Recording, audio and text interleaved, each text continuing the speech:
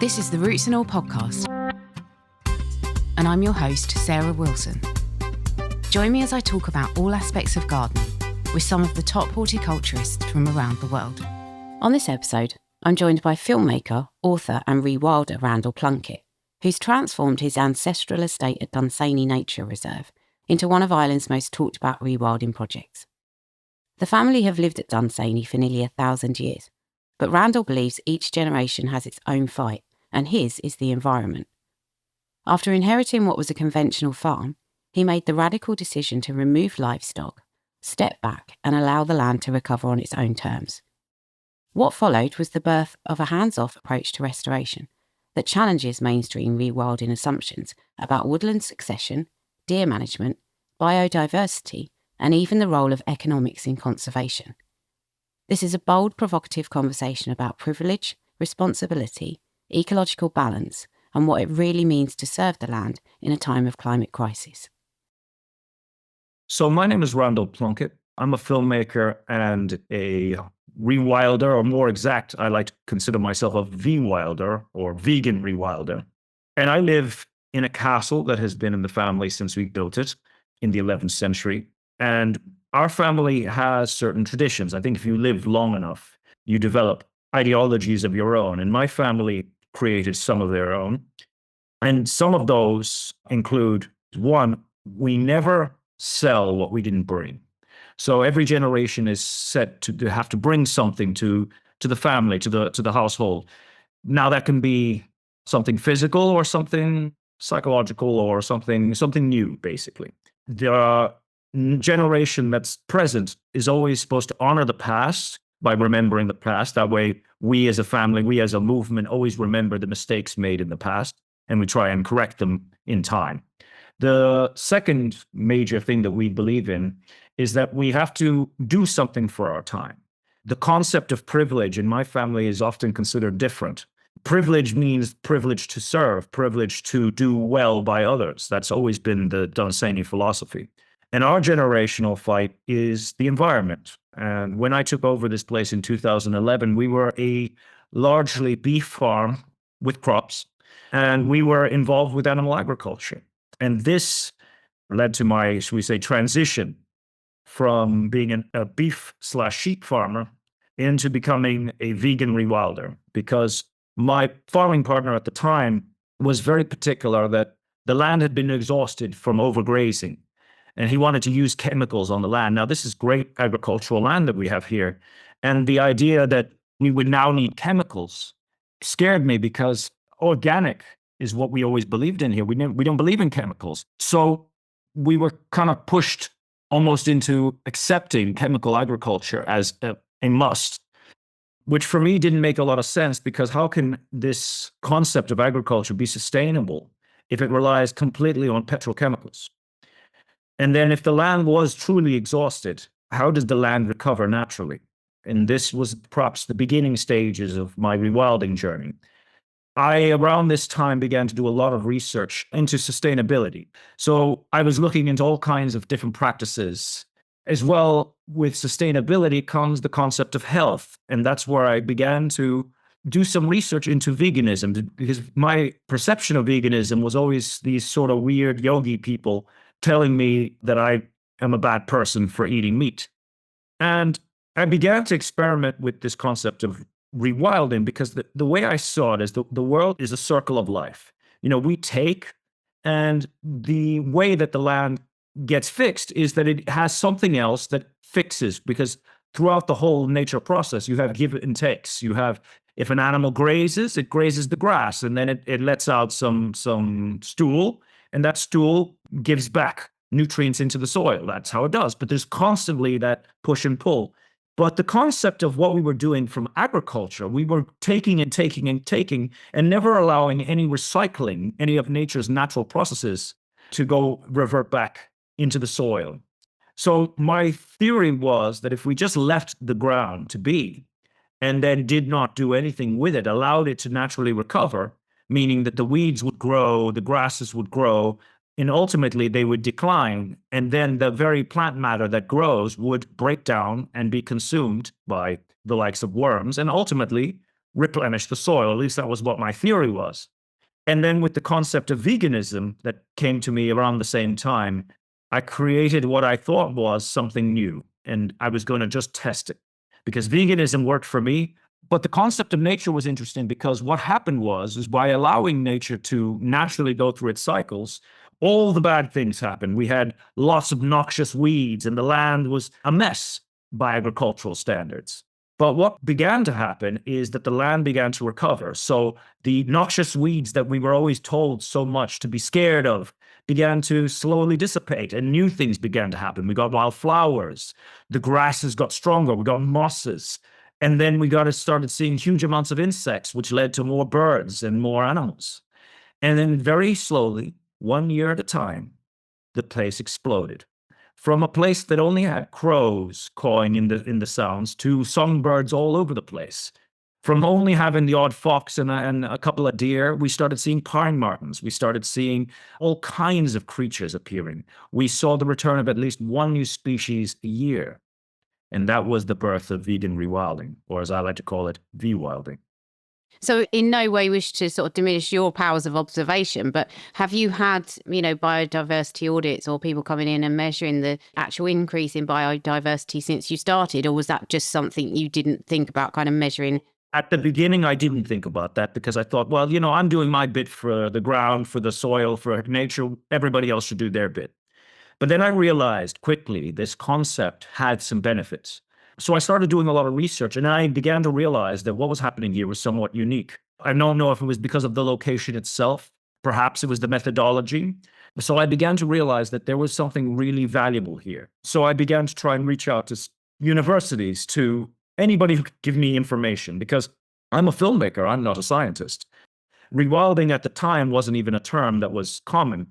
But I began to read about this term and I found out that there was a lot of common ideas that crossed over. But the problem that I had with rewilding is that a lot of the concepts of rewilding are based, a lot of the mainstream concepts, let me be clear here, are based on trying to create what was past. So we go back to native. We try and create a system that functions based on a system of past. The problem is, it's like being young. You're young once, you're never young again.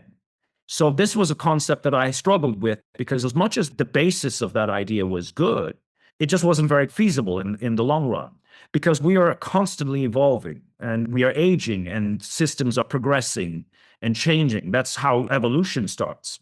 And even some of the protocols that we had for restoring nature were still based on concepts of trying to take snapshots of what was past. For example, we have an obsession with wildflower meadows. But wildflower meadows are a lot like your teen years. They are a snapshot of life. What we have to start considering is that life is not about the shiny or what is above the soil. It's a 3D thing. You have life, you have death, and then you have breakdown. All these stages are critical for evolving systems because climate evolves. Animals have changed, patterns have changed, behavior changes. All of these things have happened. That's why we have evolution. So my idea was more about where do we go from here? We are never going to go backwards because we have species that were never here before. We have genetic modifications that have already happened. In fact, if we spend too long looking back, we would trip on the present and destroy the future. What we should be doing is looking where we're going and seeing what patterns we're seeing forward and seeing if we can evolve the already degraded systems to be able to handle the new reality. That was my idea. And being that we are living in huge amounts of built up areas and agriculture has been heavily changing the landscape, I sort of felt that a modified nature was probably going to be likely the most viable option for us. Because, foxes, for example, have become very adaptable to city life. And there's a lot of examples of this. We have rats now that have taken into our ecosystems and have in reality created a food source for many of the predators. So we have constantly changed our reality and that keeps changing. So we must also change with it. And that's where I think the philosophical concept of veganism was very interesting to me because veganism stands for the attempt to live a better life in which all life is considered. And for me, that is the major part of the puzzle that we're missing. Nature looks at the whole picture, and we seem to be very hell-bent at only fixating on one or two elements that we like, hence my problem with the wildflower meadows. Our concept of what is a healthy ecosystem is based on our own bias, when in reality, we need to take in nature as its whole, and we need to consider what's above the soil, but also what's below the soil, and how all systems work, and how all animals and plants work together as a system. As a human race, we are a genetic defect in reality because we are part of nature, but we reject nature in every aspect of our being. We eat the wrong food.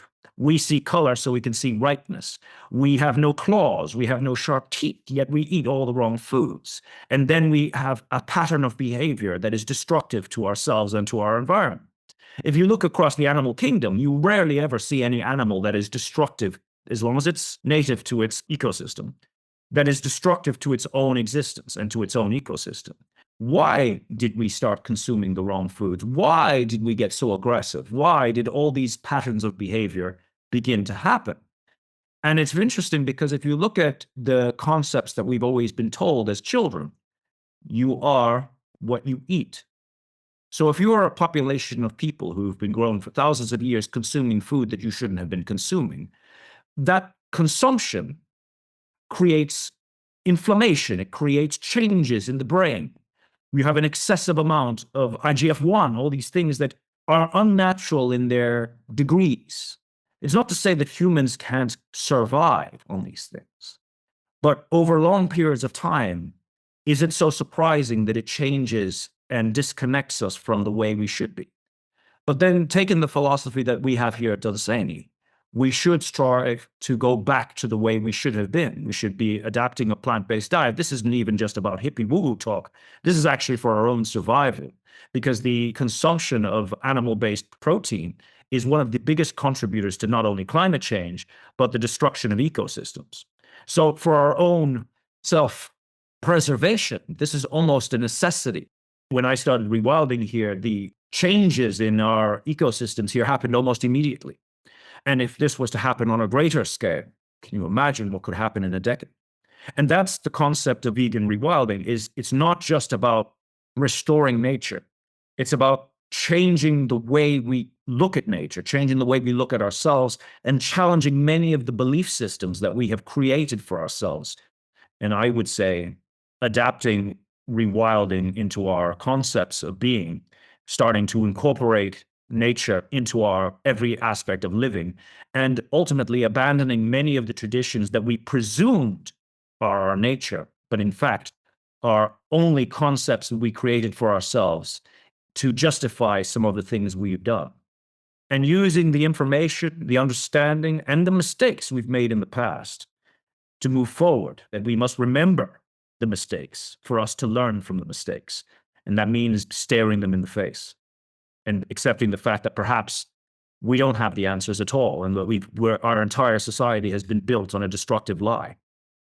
So traditional rewilding, I would say, is pretty much based around the theory that in order to manage the landscape, you need to have human intervention, and you need that because you need to artificially control population levels, and you need that because you need a mosaic of habitat, which can only be achieved by either the disturbance of, say, grazing animals or by the disturbance of humans. But all of that is necessarily destructive in some way or another to any of the species that happen to be on that patch of land. How do you deal with that? If you look at nature, nature is not a singular thing. Nature evolves and will adapt to any shape or balance it finds. The metaphor I like to use is it's a lot like water. You throw a few stones into a cup. After a few ripples, it eventually calms and finds its level. Now, that concept of what you just described is presuming that nature is a very linear thing that doesn't adapt or evolve. I don't believe that to be true. You're right that creating mosaics is absolutely beneficial for nature, true. But here's the other problem. If we try and replicate nature's natural functions to make the system work, we convince nature, or we trick nature into thinking that its functions are working correctly. there is no justification for evolution or adaptation. And that's, again, an issue because the concept of management is that we have to keep managing. But we also presume that we have some understanding of something so complex, and we ourselves have very little instinct. And yet we have the arrogance to think that we can understand or possibly control nature. The reality of it is it's not wrong. But for you to force an adaptation, for you to force change, an evolution, you have to stress a system. Nature adapts through stress factors and then forces adaptations. Some of these will be plants, some of these will be behavioral, and some of these will be massive changes as a result of disturbance. But the reality of it is we have to have those stresses to force the adaptation. So by replicating functioning systems, you are merely tricking nature for a very short period of time that all systems are fine. So for example, if we consider this with meadows, if we left a meadow to its own devices, the first thing that's going to happen is the tired meadow will recycle. It'll adapt. You will get an explosion of perhaps weaker species that will take advantage of the soil being tired. But over time, that soil will be enriched because with all the degradingness of the dead soil, of the dead grasses and things like that, you are feeding nature. So the soil becomes richer and richer and richer. That means weaker species get outcompeted by dominating species. And then you hit a ceiling.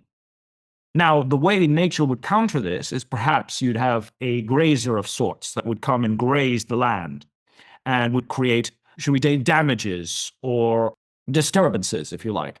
Those disturbances will give opportunity for weaker species. Now, remove that grazer, you have an endless recycling without any kind of inhibition, which means that ultimately only very few dominating species will succeed. That is what the traditional thought. And that is, in fact, something that I was worried about for the longest period of time here at Dunsany, because when we'd started doing vegan rewilding, one of the main parts of the philosophy is we embraced all life equally and no animal was to be harmed. So, but this was a problem because how do I create a rich ecosystem if we don't have enough grazers? And then I thought to myself, maybe I need to start introducing buffalo or something. And I thought to myself, this is it. And then suddenly I'm gardening. I have to cut the lawns and start taking the grass away to force these natural occurrences. But then I realized, I thought to myself, I'm going to be very patient here. I'm not going to panic. I'm just going to let what happens for a while, and then I'll make the decision. So it happened. I had a dominating year or two where only the richest of the species survived. I went from having loads of wildflowers to very few. And then suddenly something happened. I started seeing something else happen. I started seeing the deer grazing more heavily. That was the first thing. And then I started seeing other things happening in the meadows. I started seeing the dominating rich grasses were beginning to, shall we say, open up gaps. And what was happening is there was a plant reaction. I was starting to see things like silverweed appear. And those silverweed plants were beginning to grow through the dominating grasses, creating gaps where heavy grasses could not grow.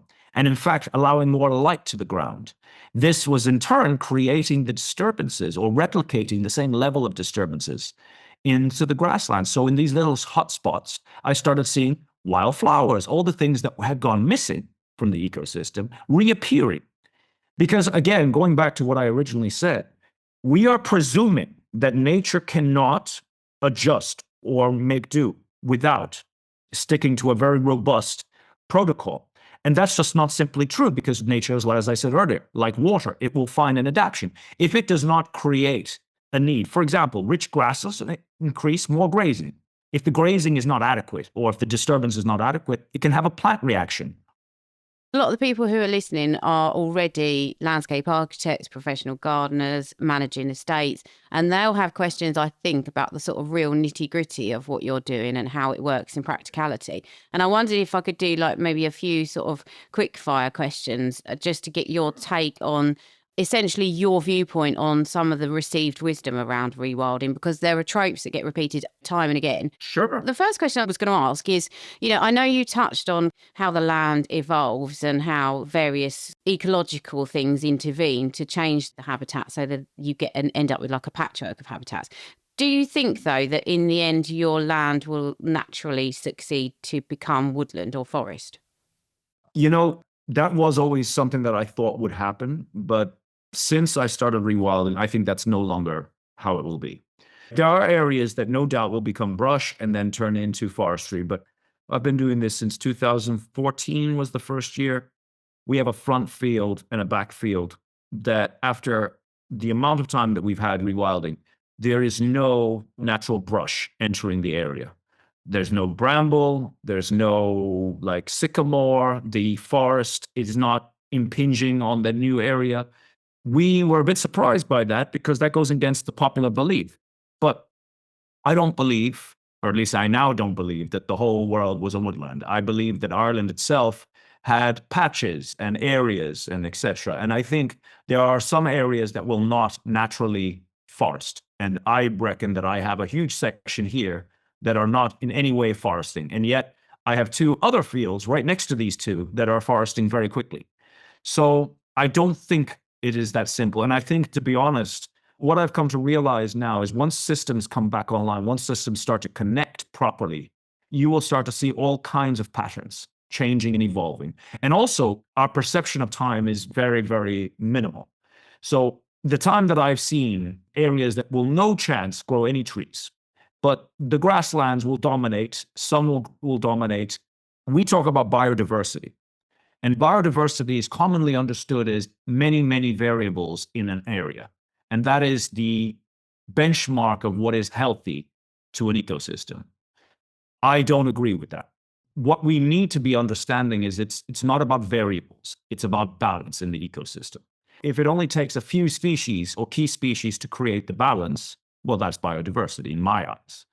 Having many, many variables doesn't necessarily constitute a healthy ecosystem. And you can see this in gardens, for example. If you were to plant lots and lots of varying plants all over the place, that is biodiversity, technically. But if you were to not manage that garden space, ultimately, a few key species will dominate because that is essentially what the land actually wants. So our understanding of what is healthy is largely based on ideas. Now, you can understand that it's very simplistic to think more equals better.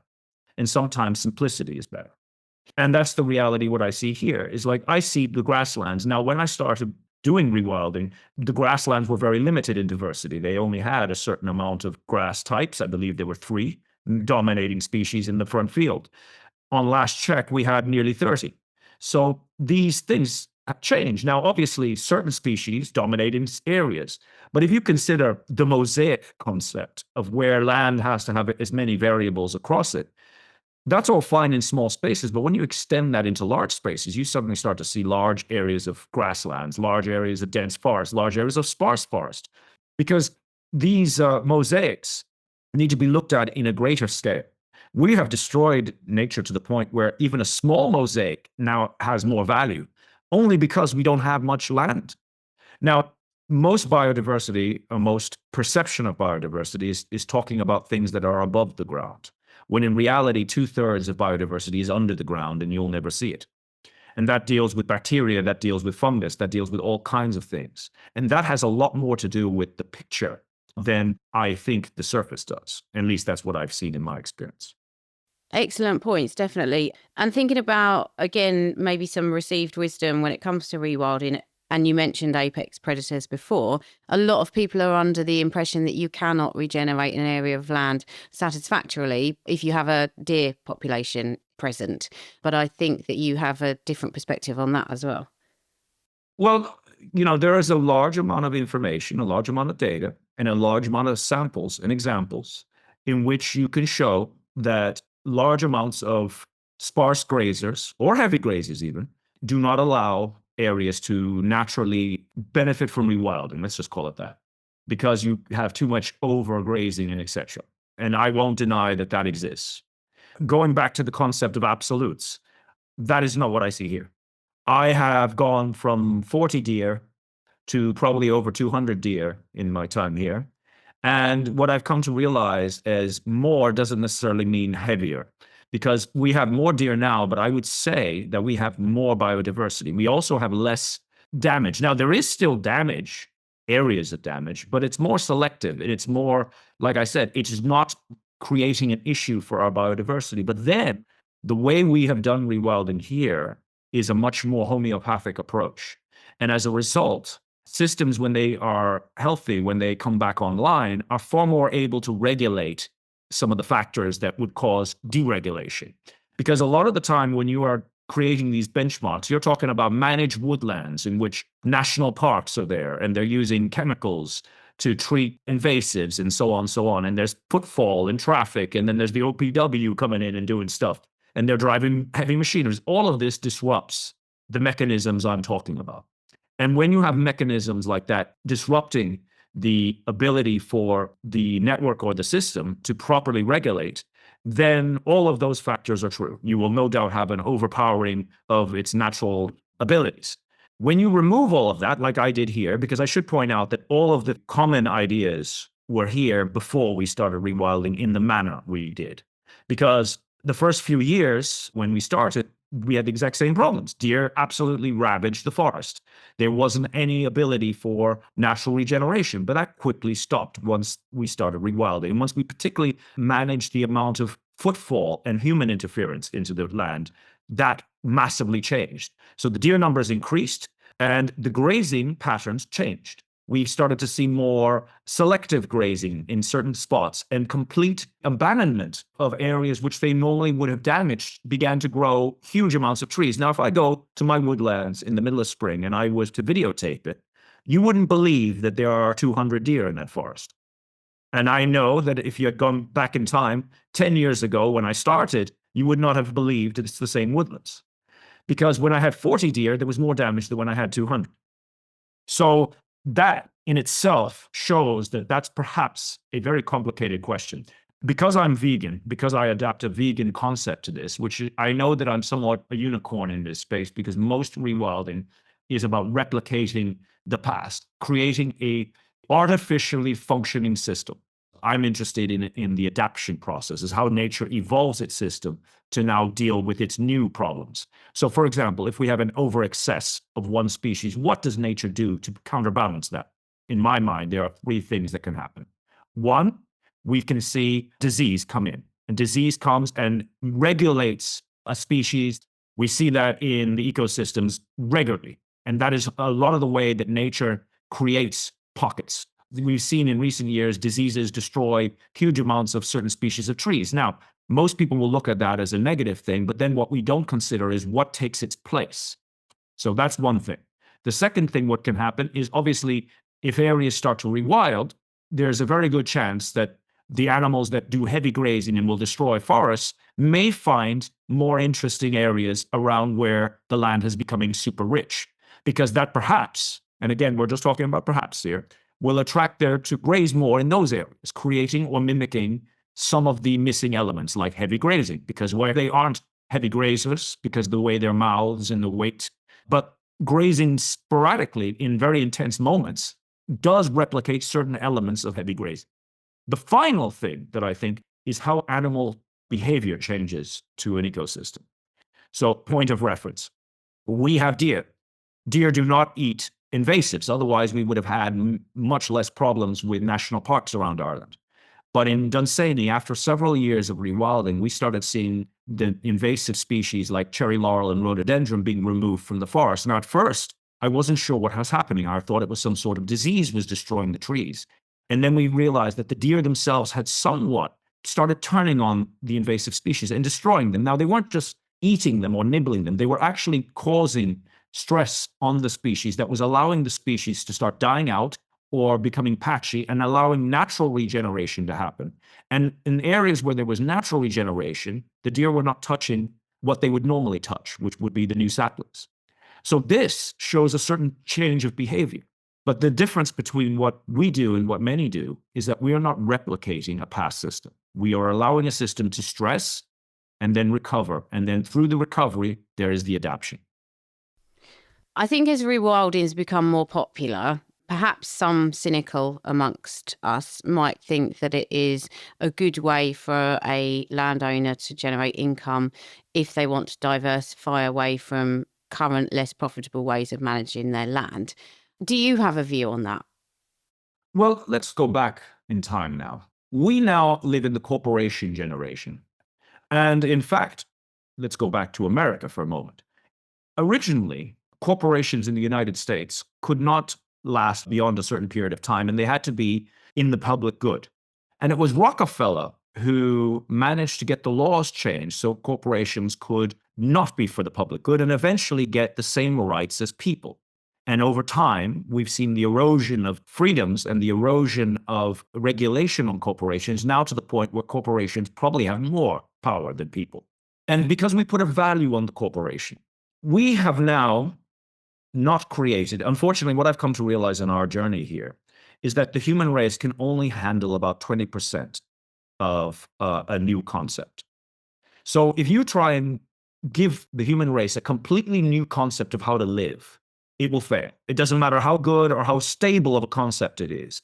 We will fail not because it doesn't work. We will fail because we are not ready for it. Because, like I said, 20% rule. So by going that rule, how do we really protect nature? Well, we have to replicate what happened with the corporations. You see, when corporations became getting legal rights, when they became having the same rights as people, when they had protections, well, then they were protected by law. If you want to create nature in abundance, you cannot rely on people doing it out of the goodness of their heart. Unfortunately, that's not how it works. You have to create a value and you have to create protections the same way the corporations did. So if you start to reward people and you start to consider nature as something that has a value, this will create a more protective nature for us towards nature. If people start getting money or having value from nature, they'll be very quick to protect it, especially if the focus of the value of nature is very targeted. So I would say that nature has to have the same rights as the corporation. We have to start protecting nature on a legal level. And the only way to really get people to start protecting it on a legal level is to monetize it in some way. And that way, everybody's attention is focused. And that is not the nicest way to do it, but that is actually the most practical way to do it and the quickest way to do it. So now I come down to my concept here. We have been trying to create a business model that people, landowners, councils, all these people can start replicating and diversifying for nature's benefits. Because I'm not against farming. I'm not against stewardship of the land. In fact, quite the opposite. But I feel that it's all down to balance. We are not going to stop farming. We may change and diversify, and we may even improve, but we're not going to change how the format is. But what we can change, and we can counterbalance it by suddenly start considering nature as a major part of that aspect. And through that, we will suddenly start to see pockets of nature popping up. And at first, it'll counterbalance. And over time, the benefits will be seen across both society, but also farming. And I feel if we can get farmers doing less of the subsidizing through throwing a few sheep up a field, or where the income is only really feasible because there's a grant attached to it, or there's like a payout from Europe. If we started doing that for nature, and we started protecting areas of nature in the same legal rights that we could start creating our own green economy. And that would be very, very, very positive in the long-term increasing of healthy lands and healthy ecosystems. And for me, that is what we've been trying to do. And we wanted to do that through a credit system in which people could purchase or they could subsidize, not government or European Union subsidies, because any business model built on subsidies doesn't work. That's a fact. With the moment government changes, you have a disaster. Where if you create a standalone economy where people buy and share the benefits of nature, well, then suddenly very quickly you'll have a lot of protection over nature, but you'll also have farmers suddenly saying, you know what, I'll put 20% of my land into nature benefits because I'll get a bit of money there. And maybe I'll have a bit less sheep. And, you know, I've got a bit of crop, I got a bit of this and that. And suddenly you start to see these 20%, these 10% of nature pockets appearing everywhere. And in reality, that's good for the economy, that's good for nature. And eventually that's good for everyone because councils and governments will follow. We can understand crops and we can understand buy and sell. And if nature starts to produce a value, we can easily see how we can monetize that. And then that becomes just like everything else. Now, the only thing that becomes the big problem is how do we make sure that the standards stay high? And that's why we are creating our own standard system here, because if you were to follow the Dunsany biodiversity credit, it's of the highest standards.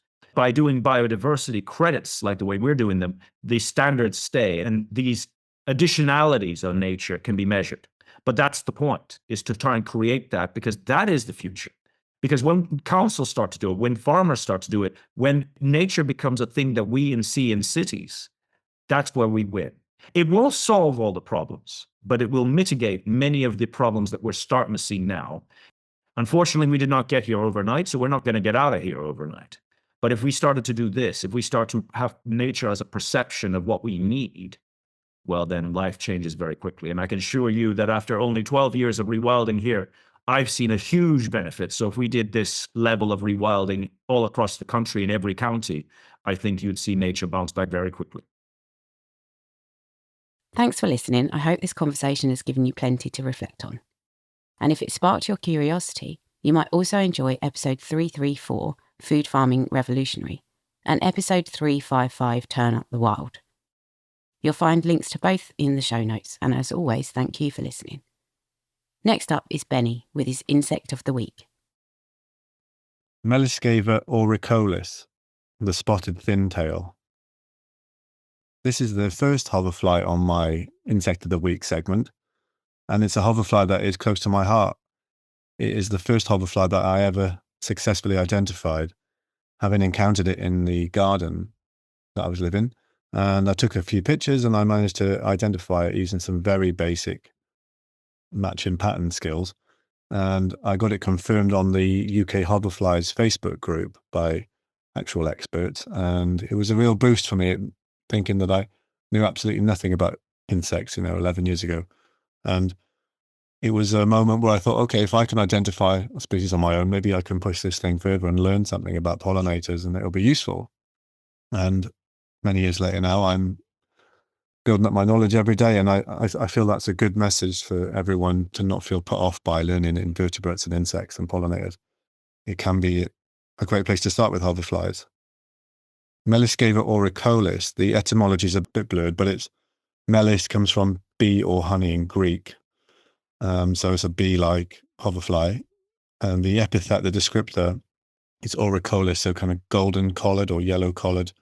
And that could relate to the scutellum or the thoracic dorsum. So the sections that are just behind the eyes before you get the abdomen, the upper section, somewhere around there, one of those bits. I'm assuming it's the yellow or the gold of that. It is a woodland edge species, which I always find very interesting, that gardens are analogous to woodland edge, given that their conditions often have a big tree or a building alongside an open sunny glade with kind of a lawn or herbaceous elements building up to the higher, more shadow casting features. So hoverflies can often be found in gardens that mimic woodland edge. It's the 6 to 9.5 millimeters in wing length, according to the book. And it's also, very interestingly, again, aphidophagus. So if you heard my 7-spot ladybird segment, I was talking about the larvae there being aphidophagus. So the larvae of this hoverfly also eat aphids. So they're not a water developing species. So they might develop on trees or shrubs eating aphids. So another really important species to have around in terms of the predator-prey balance of a garden. We don't want too many aphids, but we want plenty of them as food source and resource. So that's always very good to know when you're dealing with any kind of pollinator. What is their life cycle? What's it involve? How do its larvae develop? And one interesting fact from the book, from the hoverfly book, is that they're a highly variable species because the temperature or the amount of sunlight around their larval development can determine how bright they are. If it's a dull, cooler spring, the earlier generation might be darker in appearance and less well marked than in a later generation that develops around warmer conditions, which might be a more brightly colored species or individual even. So that was quite interesting, how the conditions when the larvae are developing might impact on how it looks as an adult. There are quite a few similar species in terms of size and also the colorways. Meliscava cinctella is in the same genus, quite similar looking, but a more of a distended abdomen, narrower. Episurfus balteatus is a very, very common hoverfly, the marmalade hoverfly, but once you get your eye on, they are very different. It's just that if you don't know anything about hoverflies, you may confuse that kind of species. And then the Platychirus species, it could also be confused. With hoverflies, they're often just sat there with their wings covering the abdomen, which can make identification tricky. So you need to really try and get some really good shots of the head and the abdomen without the wings covering it. So I would love you to get out there and identify some hoverflies. Maybe this one could be the one that is your first hoverfly to get you on that path to wanting to know more. I think just that moment for me was really powerful, and it made me think, okay, I don't have a qualification in this, but I can learn something. I could try to identify some of these species in my garden. So don't forget, if you do see any of them, please feel free to tag me in, but also record them on the apps that iRecord or iNaturalist with the date and location and the information that's required. It's very easy, and it means all these records are being added into the databases. So I hope you can find something that's interesting like I did. You can download or listen to the podcast direct from the website rootsandall.co.uk. Please also check out my Patreon, where you can make a one-off donation or take out a monthly subscription to help support the podcast. Because if you enjoy the show, please help it continue. I also have a GoFundMe where you can make a one-off donation. Even a one-off donation of £1 helps, and I'll be really grateful for your support. So please go to Patreon or GoFundMe and search for Roots and All Podcast.